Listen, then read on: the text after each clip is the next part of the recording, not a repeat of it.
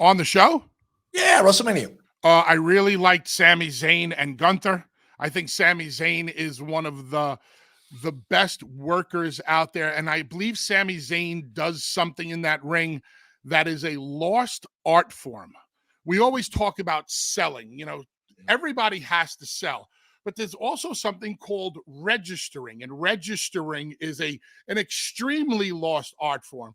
But then there's something right that comes right in the middle of the register and the sell, which I think is the most lost art form that there is in the middle of a ring that Sami Zayn excels at. And that's the struggle. Sami struggles. He struggles on his face. He struggles in his body movements. He struggles to get up. He struggles to stay up. He's constantly struggling to continue, showing the will to win, fighting for the underdog. And when you can go out there and show me that struggle, I forget that what I'm watching is entertainment. And I find myself going, yeah, Sami, come on, get up. And then I'll catch myself and I'm like, holy shit, he got me. And if you can get me, you're pretty damn good. So that is so first of all, thank you for that. I want to spend a little bit of time talking about that because that's magic. What you just said is magic. And to me, it's the part of the art form that I appreciate the most. I don't want to talk about why and how, but describe to me the difference between registering and selling. So because I'll be honest, I'm not sure what you mean by that. Selling is I got hit in the face and ow, it hurts. Oh my God, my jaw might be broken. Oh, I got to put it back into place. This pain is excruciating. It's registering in my brain. That's selling. Registering is whipping your head back and acknowledging that the shot hit you. Gotcha. And what it's like, and a lot of times in wrestling these days, and this is across the board, you see guys and gals hockey fighting so much in a match or chop festing each other to death that they don't even register the contact. If I punch somebody in the jaw, I can guarantee you that your head will at least snap back and you will register the physicality that just happened to you. Before you sell, because the register happens split seconds before the sell begins. It's like act 1, act 2, right? Correct. So the register is the acknowledgement that you just got hit in the face. The sell is falling down and writhing in pain and showing me that that punch was, it landed its mark and it hurt really bad. The struggle is what you do after the sell. It's the crawling to the ropes. It's keeping your face up so everybody can read the emotion.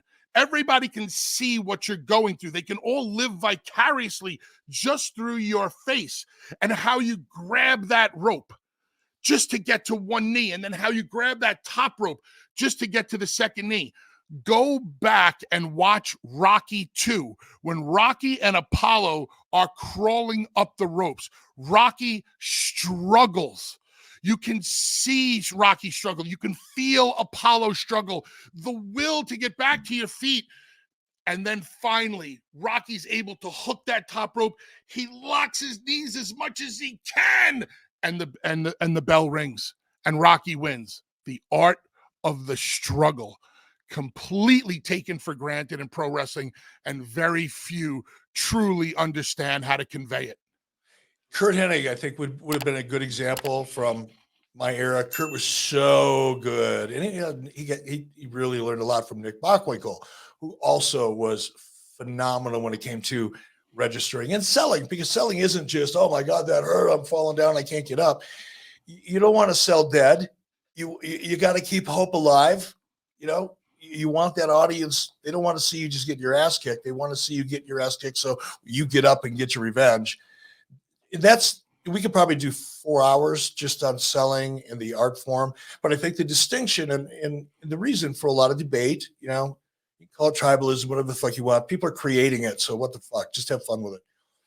The difference is those who appreciate the storytelling, the physical narrative, because what you're talking about is a physical narrative. If an author was writing a book and had to describe in words the the written word, what that scene looked like, where Bully got punched in the face and he registered and then he started selling. A writer would detail that and paint that picture using words. Wrestlers use their bodies from their head to their toe. And you're right. That's what I prefer. And I think there's a segment of the audience that prefers, really, and I don't mean this derisively. I don't. I'm not taking a shot. But it looks more like gymnastics competition, Olympic gymnastics, floor exercise competition. Necessarily, it's incredibly athletic, and I do love it. I created the cruiserweight division because I wanted to see more of it, so I'm not knocking it. But that style of wrestling tends to be a catalyst for the loss of registering and selling, the true art of selling. So we agree on so much, Billy. It's hard to believe. There's do you remember a company from about 20 years ago in Japan called Hustle? Yeah, barely. Yes. Hustle was an ultra sports entertainment company, but they had a slogan that I have always loved. They didn't call it sports entertainment. They didn't call it pro wrestling or any of these other terms. They called it fighting opera. My God, does that describe and opera has passion. Go watch any of the three tenors. Okay, go watch an opera. You might not understand a word that they're saying or singing about, but you can hear the passion in their voice through the story that they tell. And we always go back to storytelling. The greatest books tell a good story. The greatest movies tell a good story. The greatest songs tell a good story. The Devil Went Down to Georgia is one of the greatest stories of all time because it's the most classic story of all. Good and evil. Black hat, white hat. Good guys and bad guys. And it's such an easy story. And we've gotten away from it. I don't understand. Somebody invented the wheel. The wheel has been perfected. The wheel will work until the day the earth blows up, but others want to get away from the wheel. I've never been one of those guys to say, when you talk about like gymnastic style matches, I call them spot fest matches because that's exactly what they are. You do a bunch of spots because you're working for the pop as opposed to the emotion. And as a wrestler, I can say that because that's exactly what the fuck it is. As a kid in ECW, I know what it was like to work for the pop until I learned from veterans or from Paul or from Terry Funk, or once I went to the WWE, how it's not right to work for the pop. Be comfortable in silence. The pop will come once you tell the story the right way because they're invested in the story of the match. They will pop for the move. And not only are they popping for the move, but they're popping for you, giving the move. 10 people can do a super kick. But when Shawn Michaels does it, it's different. There you go. Because they're responding to Shawn Michaels doing the move, not just the move. So I've never told guys and gals to not do a move. You want to do a 450 acai moonsault to the floor with a lemon twist? Great. Do it.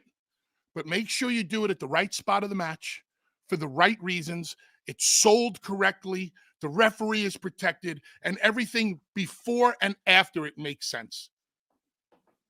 Very well explained, Bully. Very well explained.